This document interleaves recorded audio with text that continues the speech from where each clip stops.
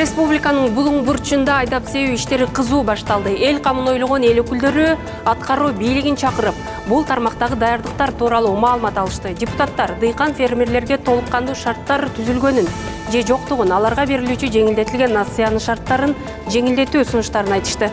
Саламатсыздарбы? Эфирде парламент программасы. Бүгүнкү берүүбүздө ушул жана башка жаңылыктар тууралуу кеңири баяндап беребиз. Жогорку кеңеш жазгы талаа жана чарбачылык жумуштарды өткөрүүгө карата даярдыктын жүрүшүн талкуулады. Талоону дыйкандарга берип, анан дыйкандар ушундай бир оор механизм жасап түзүлүп калыптыр да. Билим берүү тармагындагы көйгөйлөр жана жетишкендиктер. 2377 мектепке ушунча психолог кайдан табасыз? Ипотекалык үйлөрдү курууга кошумча каражат алынууда. Туура колдонулса, бул кредиттен коркунучу жок болот. Жогорку кеңеш коллегиалдуу орган, андыктан ар бир чечим көпчүлүктүн добушу менен кабыл алынат. Ошондуктан бардык депутатка бирдей мүмкүнчүлүк берилип, бирөөнө да артыкчылык каралбайт.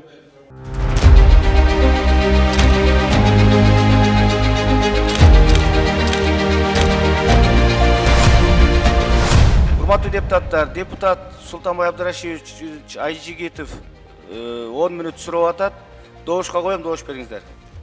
Макул 19, каршы 5, бары 24, катал 73. 4-чү микрофон. Биздин практически парламент жок экенин айтып атат да бул. Анан берде карабайсың, 73 киши эме болгон, катталган, катышканы 24 эле. Рахмат, Султанбай Абдрашидович, бираз сабырдуулук кылсаңыз, сиз аксакалсыз. Бүгүн орозо күндө жалган айтуунун кереги жок. Бул жерде 24 киши отурган жок, 50ден ашык киши отурат. Бирден санасаңыз болот. Эми ушунун баардыгын коомчулукка сүйлөсөңүз, коомчулук ойлойт, эл ойлойт. Айжигитов туура айтып атат. Сөз бербейт де, сизге мен сөз берип атам. Бир жол бербей койгон жокмун.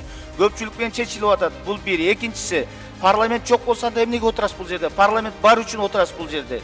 Бүгүн мына чек ара маселеси башка боюнча бул жерде кыргыз элинин, парламенттин бир эле тилеги бар. Ушул чек ара маселеси батыраак чечилип, бүгүн кол коюлуп, элибизде тынчтык болсун, аймакта тынчтык болсун, өнүгүп өсөйлү деген. Анан эми чыгып алып эле сүйлөй берсеңиз сиздики эп эмес да. Султанбай Абдрашидович, өзүңүз аксакалсыз, эми кичине парламентке, көпчүлүккө баш ийиңиз.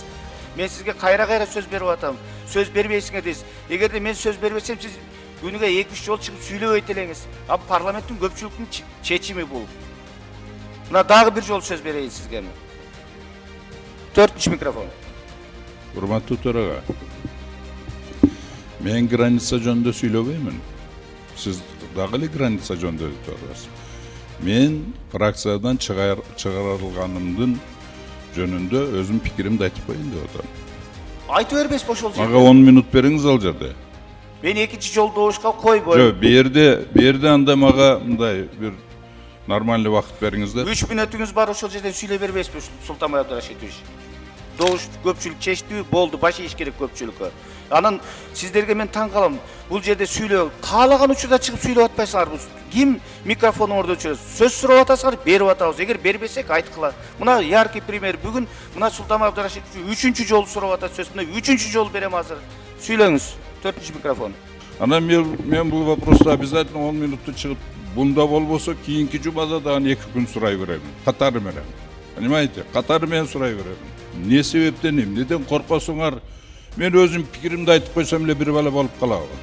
Рахмат, Султанбай Абдрашидович. Азыр бирөөдөн бирөө корко турган заман эмес, бирөөдөн бирөө корккон заман өткөн, бүттү. Эч кимден коркпойт. Бардыгыбыз бири-бирибизди урматтайбыз, сыйлайбыз. Бүгүнкү биздин коллегабыздын буга чейин дагы Султанбай Абдрашидовичтин болгон мамилесин, ошол жердеги айткан сөздөрүнө мен толугу менен кошула албайм. Себеби дегенде эми ар бир депутаттын өзүнүн берген добушуна, өзүнүн берген оюна укуктуу. Колдободу, демек депутаттар анын биздин коллегабыздын көз карашын, анын оюн толук кандуу колдобойт жана бөлүшкүсү келбейт. Жалпы бул коллегиалдуу органдын добушун, чыгарган чечимин сөзсүз сыйлаш керек. Мындай да, Султанбай Абдрашидовичтин жанагы айтып аткан маселеси бул фракциянын өзүнүн ичинде болуп аткан маселе да. Биз дагы отдельный топтордун башка фракциянын мүчөсүбүз. Биздин ич ара өзүбүздүн ушундай суроолорубузду парламентке алып чыгып, же болбосо Кыргызстандын деңгээлин алып чыгып алып талкуулабайбыз. Бул деген жеке фракциянын өзүнүн иши. Өзү бул саясаттын тамыры бул Древний Римден да, ошол Древний Римде сенатта экиге бөлүнгөн экен ошо сенаторлор. Эми ошол азыркы биздин депутаттар да. Популист, анан оптиматы деген экен да. Популисты деген бул болсо элге дижби жагыш үчүн. Бирок ал мамлекетке пайда алып келеби, же алып келбейби, ал жөнүндө ойлонгон эмес да, ал популисттерчи. А оптиматтар деген бул ошол мамлекеттин тагдырын ойлонуп, эртеңки күнүн келечегин ойлонуп, ошол азыркы жасап аткан кыймыл аракеттери кандай ошол натыйжа алып келет деген ойлогон адамдар эле да. Анан эми мына азыркы күндө дагы бизде дагы ошондой көрүнүштөр болуп атат да. Ал эми Тажикстан боюнча же кечээкүнкү маселелер боюнча эми албетте бул жерде мындай бир эле ситуацияны карап, жалпы баардыгын көйлөп койгон туура эмес. Ага чейин өзү канча мыйзам өткөзүп жүрдү, канча мыйзамдарын биз колдоп жүрдүк. Мен жана айтып кеткендей, белгилеп кеткендей комитеттерде вообще убактысын чектебейбиз. Каалагандай сүйлөйт, каалагандай суроосун берет. Демек бул жерде кандай бир чектөөнү мен көргөн жокмун. Болгону өзү кайра тескерисинче мындай жогорку кеңешке өзү иштеп аткан, өзү ошол жерден айлык алып иштеп аткан жерге түкүрүп койгондой болуп сезим калды депутаттарды да. Биздин ошо сессиянын жүрүшүн алып барган биздин төрага болот да. Ал киши мындай бизге жогорку кеңешке бизге коет. Биз путем биз голосовать эткенибиз менен кнопканы басканга жараша болот да. Мыйзамдар, кээ бир мыйзамдар өтпөй калып атат. Анан анын баарын эле төрөгө албай күнөөлөй берсе болбойт да. Кээ бир мыйзамдар өтпөй калып атат, кээ бир сунуштар өтпөй калып атат. Кээ бир мыйзамдар биринчи чтенияда менен экинчи чтенияга келип туруп, үчүнчү чтенияга келгенде кайра артка чабылып кетип атат. Андай көрүнүштөр бул ар бир палатада, ар бир заседанияда болуп атат. Мен болбой эле кайра өзүн өзү көрсөтүп, туура эмес пикирди коомчулукта жаратканга аракет кылганы бул депутаттык этикасына да жатпайт. Кесиптешим Айжигитов мырзага айтат элем, ошондуктан улуулугубузду кылсак, анан жекече ал кишинин укугуну тебелеген эч ким жок. Ошондуктан мен суранам, жалпы парламентке баа бергенди койсо, себеби өзү парламенттин мүчөсү болуп отурат. Сыртта жаз, бирок айрым аймактарда жазгытала жумуштар башталганына бир топ убакыт болду. Ирригация тармагында абалгандай, дыйкандар быйыл мамлекет тараптан кандай колдоо ала алышат? Күйүүчү май, жер семирткич жетиштүүбү? Депутаттар мына ушул жана башка маселелерди бүгүн жалпы жыйында талкуулап жатышат. Эл өкүлдөрү быйылкы жазгытала жумуштарына карата даярдык иштери тууралуу министрлер кабинетинин маалыматын уккан соң өз аймактарындагы шайлоочулардын талаптарын парламенттик трибунада тизмектешти. Алсак, чек арадагы Лейлек районунун дыйкандарына күйүүчү майды өз убагында жеткирүү көйгөйү турат. Азыркы күндө жанагы матрезервтин счетуна деген неме түшүп, жанагы акча түшүп, андан кийин аны биздин райондун жанагы айылдык айыл чарба департаментине келип, анан булар барып ошол жанагы департаменттин квитанцияларын болсо ошо Ошко алып барып, Оштогу матрезервтин фондунан талон алып келип, талонду дыйкандарга берип, анан дыйкандар ушундай бир оор механизм жасап түзүлүп калыптыр да. Мен азыр ошону сунуш берейин деп турам, ошону жеңилдетүү боюнча. Быйыл ирригация объектилерин калыбына келтирүү жана оңдоо иштерине мамлекеттик бюджеттен 4,8 миллиард сом каралган. Анын катарында Алабука районундагы Чанатсай суу сактагычынын курулушунун экинчи этабы башталып жатканын депутат белгиледи. Жакшы өткөндө Бактыгеш менен жолугушууда ушул жакшы кубанычтуу кабарды айткан болчу. Мына буюрса планга кирип, ошо экинчи Чанатсай суу сактагычынын экинчи этабы планга кирип, ушул 1 миллиардка жакын сом бөлүнүп, 2028 жылга чейин бүтөт деп айтты. Талас облусунда суу тартыштыгын жоюу максатында дамбаларды бекемдөө жана суу сактагыч куруу керек. Муну менен катар дыйкандарга багытталган аз пайыздагы насыялар бизнесмендерден ашпай жатканы көйгөй жаратууда. Сиз өткөн жыйындарда Талас обласы боюнча 7 өзөндөн суу түшөт. Ошо 7 өзөнгө дамба, БДР куруу маселелерин бир айттыңыз эле. Таласта абдандай суунун башында туруп алып, ошо сууну да колдоно албай атабыз да. Мынсын айыл чарбасын колдоого берилип жаткан кредиттер ушу тиешелүү деңгээлде болбой жатат да, Бактыгеш. мына сөз болуп атат, көп учурда бизнесмендер алып, мына карапайым дыйкандар алыш такыр болбой жатат деп. Депутат Улукбек Ормонов быйылкы айдап себүү иштерине даярдыкты дурус деп эсептейт. Бирок ошол эле учурда Өзгөн районунда чечилүүчү маселелер арбын. Жаманадыр участкасы бар. Ошонун биринчи этабын президентибиз колдоп өзүнүн фондунан акча бөлүп, биринчи этабы бүткөн, ошонун экинчи этабын ишке ашыруу керек. Өзгөн район баш айыл өкмөтүндө Кемпирабад суу соктасынын үст жагынан 50 гектар кайрак жерден элдерге турак жай курууга жер бөлүнгөн. Ал жерге азыр маселе турат, ошол ичүүчү жана сууга сууну чыгаруу. Жаз мезгили мартта башталды деген менен өлкөнүн түштүк аймактарында дыйкандын талаага чыкканына бир айдан ашты. Сапаттуу үрөөн жана күйүүчү май, суга суу тартыштыгы жоюлса, дыйкан фермерлерге шарт түзүлмөк. Кожошкен, Ис Байрам, Ак суу дарыялары. Бирок кошуна Өзбекстанга бүт баары агып кетет да, бизде аз эле каналдар менен өзүбүздүн дыйкандар мындай колдонот. Анан былтыркы жылы жакшы бир топ каналдар капиталдык ремонт иштеринен өттү. Бизде Кара Дарыя деген айыл өкмөтүбүз бар. Ага жыл сайын ошол жерде күрү чегип өнүкчүт. Жылда суу каптоонун коркунучу бар. Жазгы талаа иштери эч бир депутаттын көз жаздымында калган жок. Ачык айкын актуалдуу суроолор узатылып, тиешелүү жооптор берилди. Жыйынтыгында айтылган сунуш пикирлерди эске алуу менен Жогорку кеңештин токтому кабыл алынды.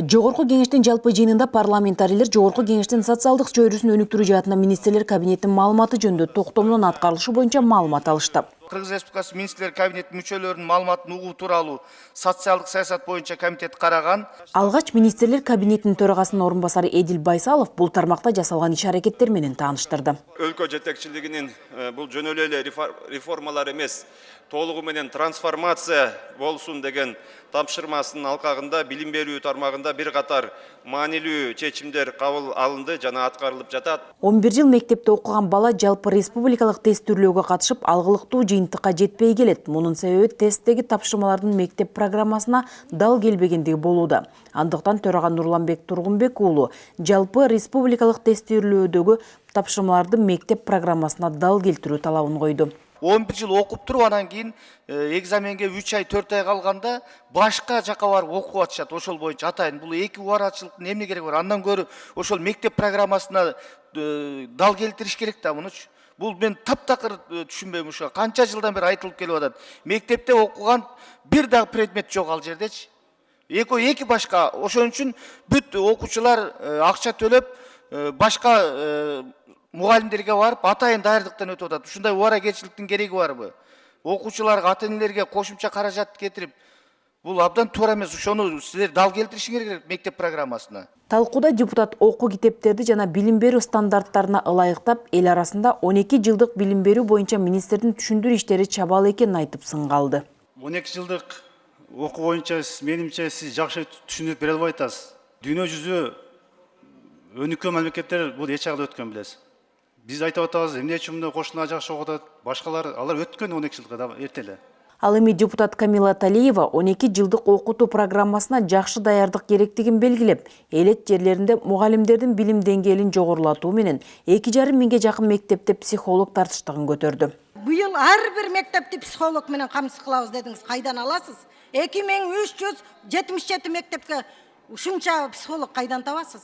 Тапшырма бердик, университеттерге грант орундарды бөлүп бердик. Ушул психологдарды, жаш өспүрүмдөргө психологдарды биз азыр окутуп баштайбыз деп айттым. Өткөл мезгил учурунда жаштар мектепте бирге окуган улан кыздар менен тил табыша албай, көп учурда өз жанын кыйган учурлар кездешүүдө.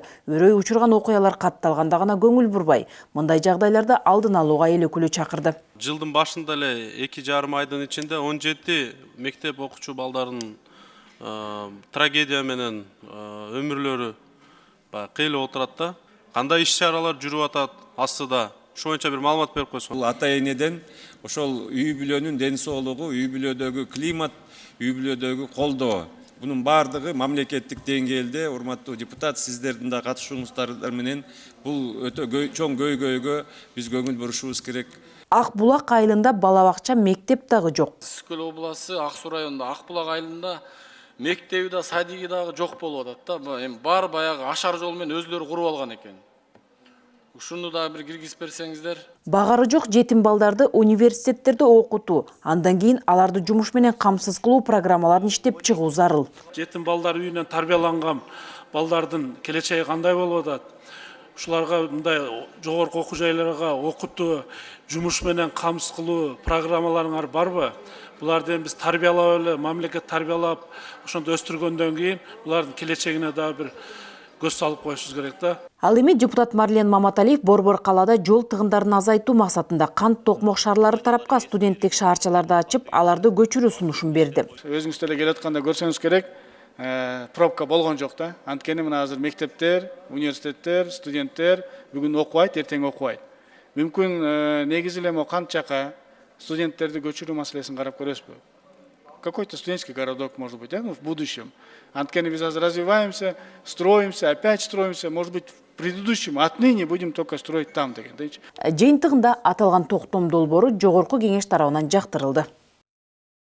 Кыргыз Республикасы мыйзам долбоору экинчи окуя киргизилип, Корея Республикасынан алынып жаткан 500 миллион доллар Насиянын мөөнөтү 40 жыл, пайыздык чени 0,1%. 2025 жылдан 2029 жылдар аралыгында Кыргыз Республикасынын экономикасынын ар кайсы тармактарында социалдык экономикалык өнүктүрүү долбоорлорун ишке ашыруу үчүн жалпы суммасы 500 миллион АКШ доллар өлчөмүндө каржылоо берилет. Стратегиялык жана социалдык экономикалык тармактагы инвестициялык долбоорлорду ишке ашыруу үчүн алынып жаткан кредиттин 200 миллион доллары мамлекеттик ипотекалык компанияга бөлүнүүдө. Талкууда эл өкүлдөрү ипотекалык үйлөрдүн баасы боюнча маселе көтөрүштү. Баасы боюнча да бир-эки ошол маселе болуп атат. Эмне дегенде ГИК азыр көбүнчөсү ошол мамлекет тарабынан жер бекер берилип атат да. Ошо карабастан деле баалар мындай сүнтүрбөй атат да. Маселе эмнеге жер арзан болсо дагы, кредиттер дагы аябай жеңилдетилген кредиттер болсо дагы, бирок баалар ошол коммерческий эле мына компанияларга окшош эле бирдей туруп атат да. Кээ бир жерде даже мындай ойлонуп калып атасың, булар эми айтат, баягы отделкасы менен деп атат. Эми отделка ар кандай болот? Аны дагы мындай карап коюш керек да, бир серасычы. Дагы бир сунуштардын бири, эгерде Кыргыз строй сервис бүгүнкү күнү ошол ГИКтен үйлөрүн куруп атпайбы? Ошол жеке менчик компанияларга дагы тендер өткөзүп курса кандай болот? Арзан болобу, сапаттуу болобу?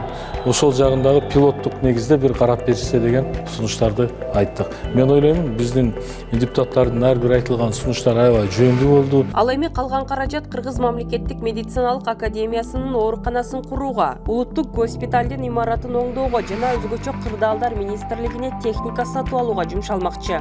Депутаттар социалдык абалды жакшыртуу максатында алынып жаткан насыяларды бөлүштүрүүдө аймактарга өзгөчө көңүл буруу зарылдыгын белгилешти. Себеби биздин Баткен областында дагы азыркы учурда саламаттык сактоо тармагынын имараттары жетишпейт, төрөт үйлөрү жетишпейт. Жаңы имараттарды куруш керек, эски имараттарды оңдоп түзөө иштерин жасаш керек. Региондорду өнүктүрүү боюнча сунуш сурасам, бизге кайрылуу келген жок деп. Эми региондорду өнүктүрүү боюнча ошол эле учурда ар бир областтын администрациясынын жетекчилери кайрылыш керек да. Жыйында эл өкүлдөрү аталган каражат чоң суммадагы насыя экенин эске салып, аны туура, максаттуу пайдалануу талабын коюшту. Мындайда кредиттен коркпош керек. 1%-дан 0,5%-дан кылып берип атат бүгүнкү күндө. Кредитти алып, ошол элдин эң негизги максаты мамлекеттики ошол элге ошол багытта туура колдонулса, бул кредиттин коркунучу жок болот. Анан бизде тилекке каршы буга чейинки бийликтерде өзүбүз көрдүк, кредит алып эле башка жака колдонуп койгон учурлар абдан көп болгон. Ошондо улам элге терс жагынан көрүнүп калган да. Соңунда эл өкүлдөрү Корея мамлекети менен макулдашууну ратификациялоо боюнча мыйзам долбоорун экинчи окууда колдоп берди. Отун энергетикалык комплекс, жер казынасын пайдалануу жана өнөр жай саясаты боюнча комитети Кыргызстандагы зергердик тармагынын учурдагы абалын талкуулады. Күмүштөн зер буюмдар жасалып, баалуу металлдар департаментине сыналганда көрүлүп жана эң тамгасы коюлган. Финансы министрлигинин маалыматында өлкөдө 73 зергер катталса, алардын 33 гана туруктуу негизде иштейт. Соңку жылдары бул тармактын иши солгундап, ички рунокту сырттан келген зер буюмдар баскан. Сатууга чыккан ар бир зергер буюм сөзсүз мамлекеттик биздин департаменттен эң тамгалоодон өтүш керек. Анан рынокто карасак эң тамгадан өтүлгөн зер буюмдары аз болуп чыкты. 20% эле. Баалуу металлдар департаментинин жетекчисинин бул маалыматы депутаттарды таңдантты. Жетекчинин айтканы өтө эле орой болуп калды. Себеби дегенде контролдош кыйын болуп атат деген сөзү. Бул түздөн түз биздин тамыржан иштебей атат деген сөз да. Иштей албай атат деген сөз. Бул маселе боюнча азыр биздин жогорку кеңештеги министрлик кабинетинин өкүлү чара көрүш керек да. Оны угат аталчы. Баалуу металлдар менен таштардан жасалган зер буюмдарды аткезчилик жолу менен ташып, жүгүрткөндөргө жазаны күчөтүү сунушталды. Муну менен катар Кыргызстанда алтын менен иштегендердин ишине ачык айкын шарттарды түзүү жагы белгиленди.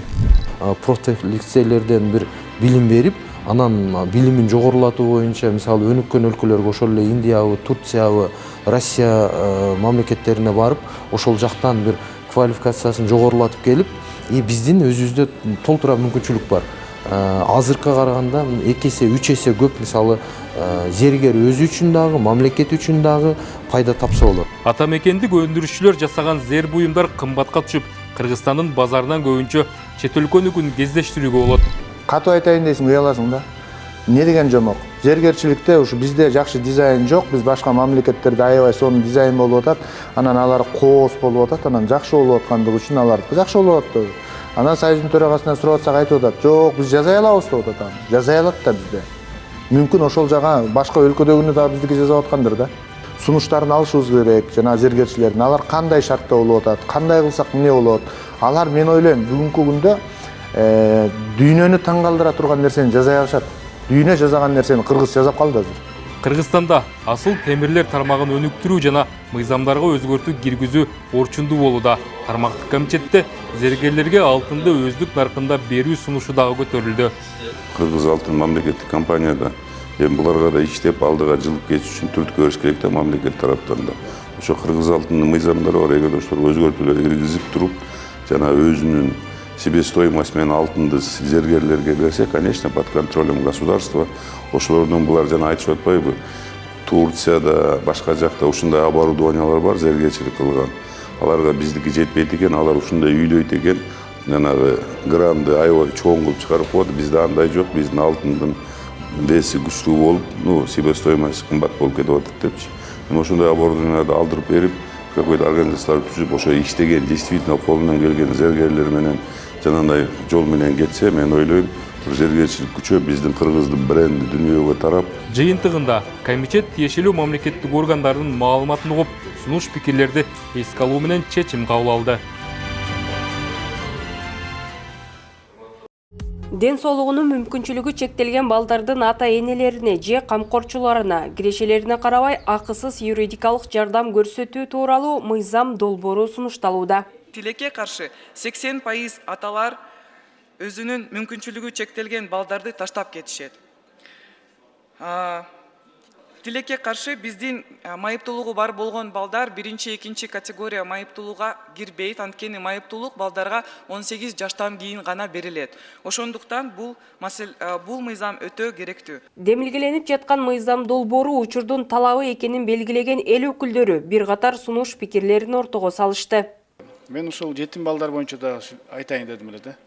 Жетим балдар эми өзүңүздөр билгендей анча деле ата-энеси жок болсо, дээрлик көп учурларда ошолор турмуштук ар кандай кыйынчылык, оор нерселерге тушуп келип калат. Кээде карап көрсөңүздөр, преступностьта да кээде көбүрөөк кошулорго туш келип калат да. Ушул жагына караганда жетим балдарды деле кошуп койбойлу бул перечинге. Талкуу учурунда алимент өндүрө албай жүргөн жалгыз бой энелердин көйгөйү да көтөрүлдү. Мына көбүнчөсүн ушул келин кесектер алиментин өндүрүүдө ушул чуркап эле жүрөт да. Эч кандай юридикалык жардам, адвокат жалдаганга акчам жок.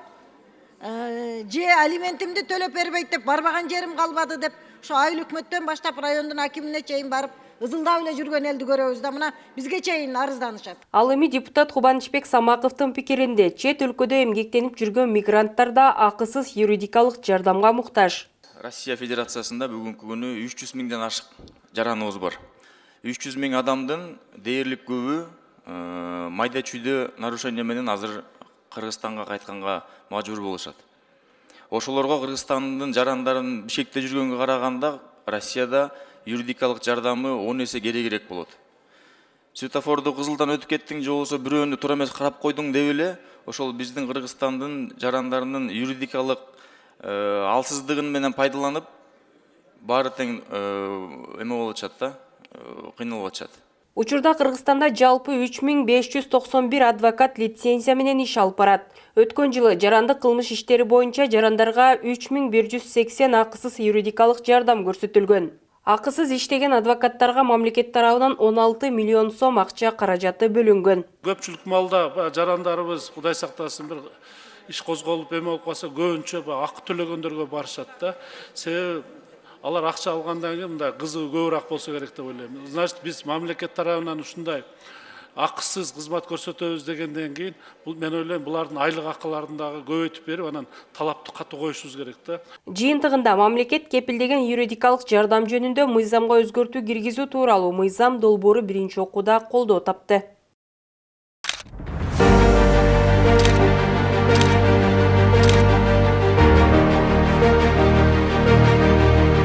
Бул Альянс фракциясы чоң фракцияны өткөзүп, өзгөчө чоң мындай басымды экологияга жасап атабыз. Анын ичинде биздин Кыргызстанда бар болгон мөңгүлөрдүн абалы көп жылдан бери мындай чоң изилдөөлөр болбой, бүгүнкү күндө мөңгүлөрдүн состояниясын билбей жатабыз да. Бирок ошол эле учурда кургакчылык дагы пайда болуп атат. Ушул биздин алтын кеңдерди казып атканда дагы биздин мөңгүлөргө өтө чоң зыян келтирет экен да. Ошол эле учурда кеңдер казылганда аябай кир болуп, чаң болуп, мөңгүлөр дагы аябай кирденип калыптыр. Анан ошол кайра эле бизде ичкен сууга айланып келет да. Бүгүнкү күндө ошол өзгөчө мөңгүлөрдү сактап калыш үчүн көптөгөн мыйзамга ушул толуктоолор киргизиш керек болуп атат.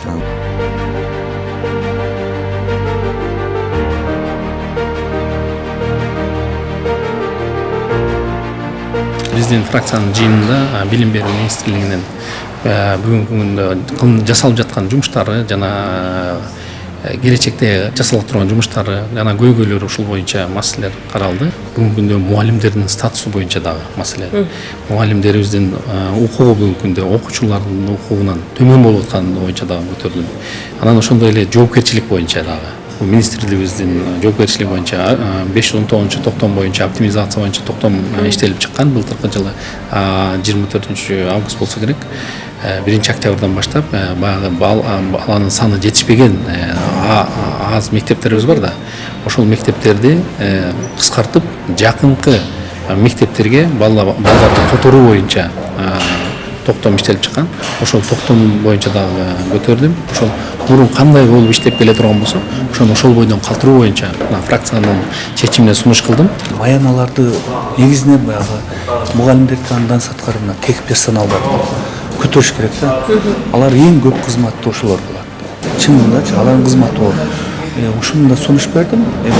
Баары келип баягы төшөгүн карап бутунсун дейт. Ошо биздин бюджетибизди карайбыз деп жугун беришти. Бирок биз дагы муну комитетте дагы, палатада дагы Кудай буйрса көтөрөбүз. Албетте алардан сунуш болуш керек. Же биздин мугалимдерден кайрылуу болуш керек. Эми кайрылуу толтура. Ошон үчүн биз айтып атабыз да. Эң негизгисинен эле эл өкүлү болгондон кийин бул элдердин кайрылуусун, анан өзүбүздүн ошол сунуштарды бердик.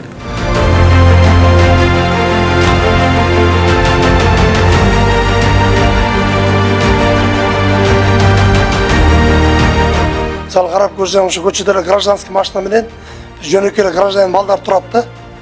Эч кандай форма кийбеген, бекинип алып турушат. Акыркы убактарда көрүп атабыз, ыздактардын алдында отуруп, ыздак көргөдө эле чок жерде тура беришчи. Хорошо, урматтуу депутаттар, анда бүгүнкү фракциянын жыйынынын чечимине ушул сот иштери толук бүткөндөн кийин кайра келүүнү сунуш кылам. ошол сунушту доош берип коюңуздар. Парламент берүүбүздүн бүгүнкү чыгарылышы мына ушундай маанилүү маалыматтар менен соңуна чыкты. Ушул жана башка жаңылыктарды Кеңеш KG сайтынан окусаңыздар болот. Сиздер менен мен Тазагүл Эмилбекова болдум. Кийинки эфирден көрүшкөнчө аман туруңуздар.